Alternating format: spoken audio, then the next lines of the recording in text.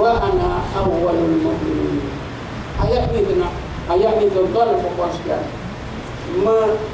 menceritakan bagaimana Nabi Musa alaihissalam dikurniakan oleh Allah dalam pandangan hatinya memandang ayatul masyhudah, dalil-dalil mengenai Allah di alam malakut yang tersirat di dalam Bukit Tursina dan sekitarnya, tersirat juga di dalam dunia.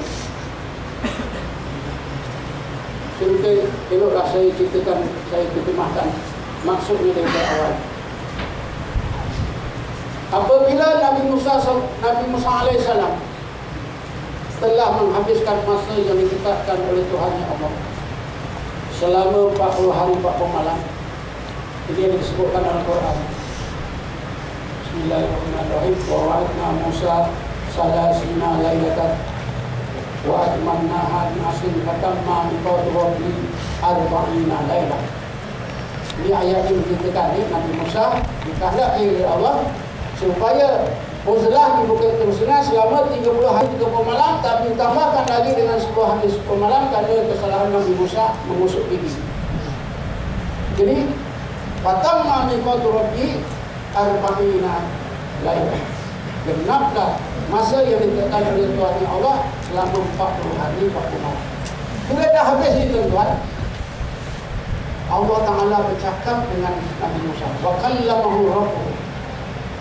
Bila Allah bercakap dengan Nabi Musa, tuan-tuan boleh tengok dalam setengah kitab macam mana Allah bercakap Nabi Musa itu ada terangkan. Tak perlu saya terangkan lagi. Jadi apabila Allah bercakap dengan Nabi Musa, masa itulah Nabi Musa ambil peluang. Nabi Musa kata, Rabbi arini anzur ilaik. Ya Allah, aku nak tengok engkau dengan mata kepala. Qala lan tarani walakin ila al-jabali fa istaqarra makanahu fasawfa. Allah berfirman, ya Musa, engkau tak boleh tengok aku dengan mata kepala. Tapi engkau tengok saja Bukit Tursina renungkan saja. Sekiranya Bukit Tursina dan sekitar ini tetap seperti yang kau lihat, kau akan nampak aku dengan mata kepala kau. Falamma tajalla rabbuhu lil-jabali ja'alahu dakka.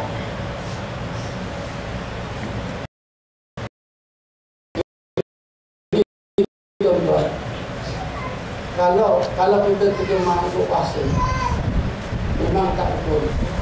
Sebab itu, bila kita nak terjemah falamma tajalla rabbuhu, mesti kita gunakan pandangan ulama ahli sunnah. Seperti yang ditegaskan oleh Al-Hafiz Ibn Hajar di dalam kitab Ta'yidul Haqiqah Al-Aliyah. Kata Ibn Hajar, zat Allah itu tak boleh dilihat oleh mata kepala dan tak boleh dilihat oleh mata. Sudah diijma'kan oleh ulama ahli sunnah wal jamaah bahawa zat Allah tak boleh dilihat oleh mata kepala dan juga tidak boleh dilihat dengan pandangan hati. Dua-dua tak boleh. Kalau boleh dilihat oleh pandangan hati, tuan-tuan, maka macam mana yang Allah sebutkan dalam firman Bismillahirrahmanirrahim, laisa kamitslihi syai'un. Zat Allah itu tidak ada sesuatu yang serupa dengannya, tak boleh dibanding, tak boleh ditukar. Sebab itulah Imam Syafi'i kata zat Allah itu tak boleh dilihat oleh mata kepala, juga oleh pandangan hati. Jadi apakah yang dimusyahadatkan oleh hati? Hanya ayat-ayat, dalil-dalil untuk mengenal Allah yang berada di alam malakut. Tidak lebih daripada itu. Sebab itu, falamma tajalla rabbuhu lil jabal ini maknanya tuan-tuan, maka apabila Tuhannya Allah menzahirkan apa yang boleh dilahirkan, ayat yang menunjukkan wujudnya zat yang wajib itu menerusi Bukit Tursina. Kenapa menerusi Bukit Tursina?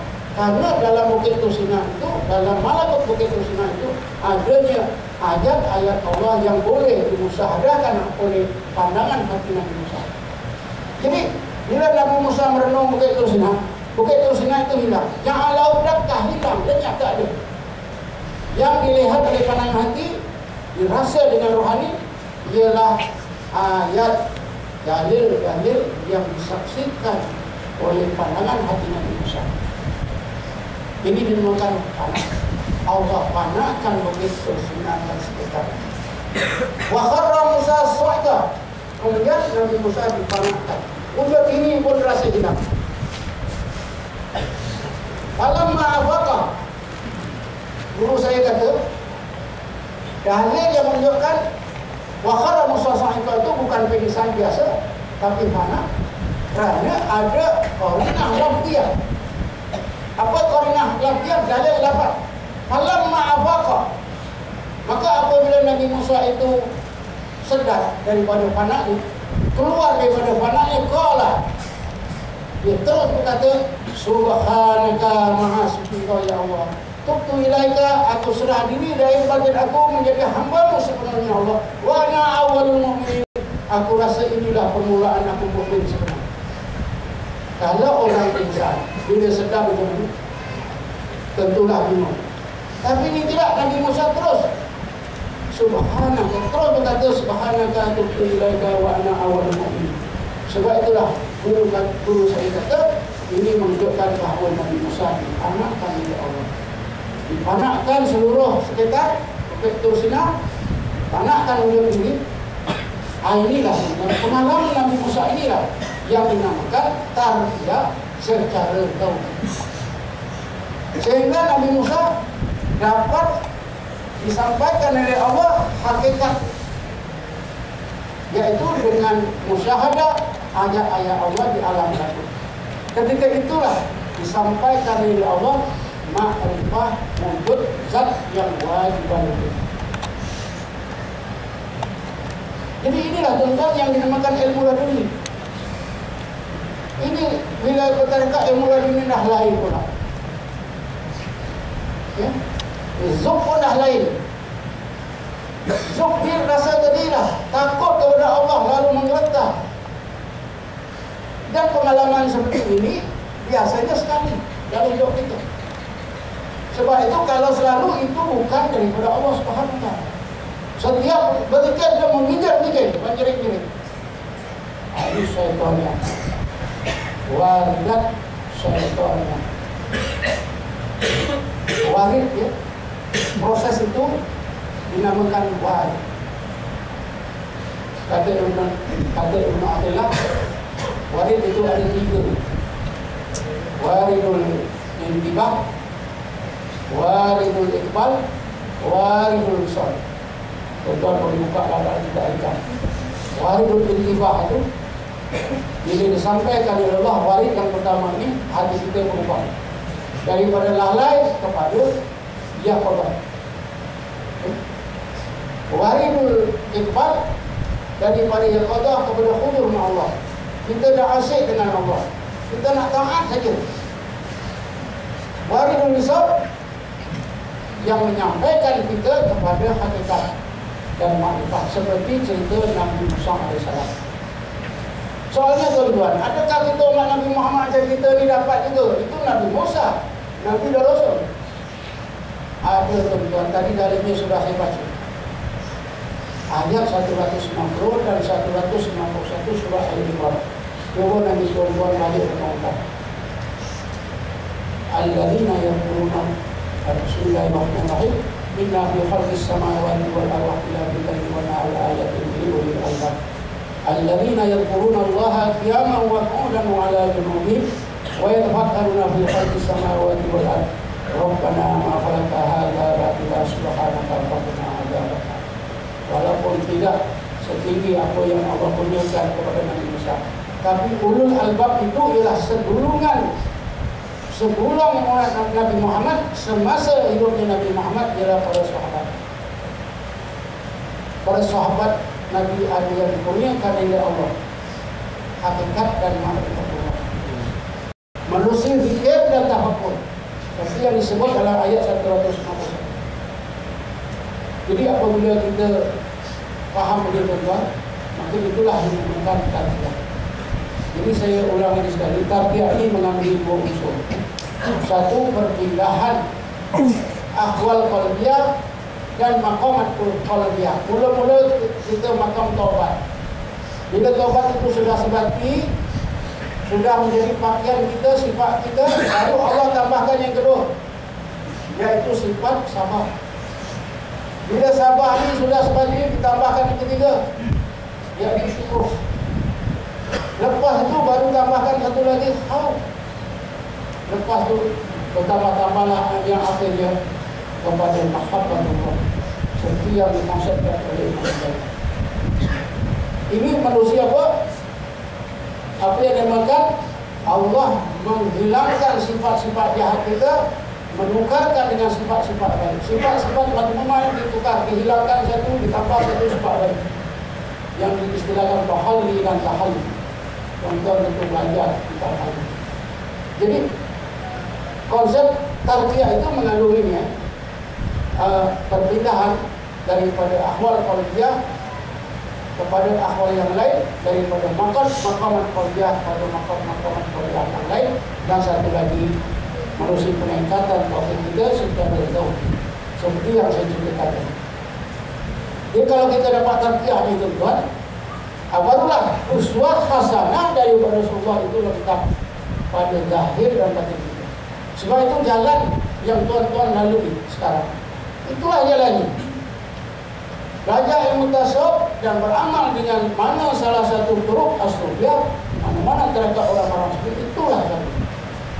Tidak ada jalan yang lain. Tuan-tuan boleh buka kitab Syiarus Salikin nanti balik, judul yang ketiga akhir-akhir. Macam mana si Abdul Samad bin Bani dia quotekan kata-kata ulama lain, saya lupa nama dia. Kalau kita belajar hampir 1000 kitab pun tidak akan sampai, kecuali apabila kita mendapatkan seorang sufi, seorang syekh dalam mana-mana mereka kita dipimpin. Inilah saja jalan, bukan dengan cara membaca 1000 kitab sekalipun. Tuan-tuan tentu juga baca dalam kitab Syiarus Salikin. Semasa hidupnya Abu Qasim Al-Junaid untuk menuntut apa di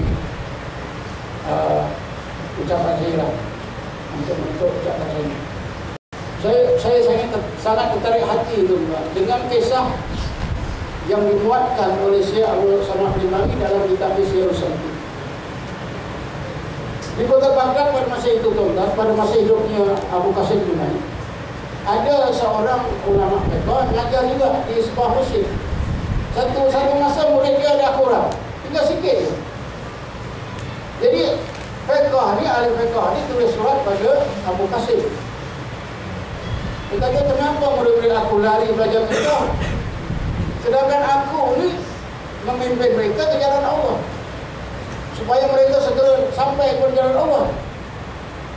Abu Qasim Al-Junaidi Al-Baghdadi balas, sebenarnya yang menyegerakan sampai kepada Allah bukan jalan kau, bukan jalan aku, tapi dengan jalan zikrullah. Lalu orang fakih ni, ahli fiqh ni tulis surat, engkau boleh buktikan ke bahawa dengan zikrullah ni cepat sampai? Boleh. Besok malamnya tuan-tuan diajak jalan orang alim. Abu Qasim Kusari ajak murid-muridnya, beberapa orang muridnya dibagi anak-anak bayi. Mula-mula jumpa sebuah masjid, orang sedang mengaji, belajar macam ni, dibalik. Semua marah, bangun semua, apa ni baling-baling, gurunya pun marah. Jadi kata Abu Qasim, kau tengok orang yang belajar, tengok, nanti kita jalan balik. Jalan-jalan sampai satu masjid, orang sedang berzikir, tuan-tuan, la ilaha illallah khusyuk. Kata Abu Qasim, cuba kamu lempar, tak peduli pun, makin khusyuk berzikir. Kata Abu Qasim, kau tengok, orang berzikir dah sampai, orang yang belajar tak sampai-sampai lagi.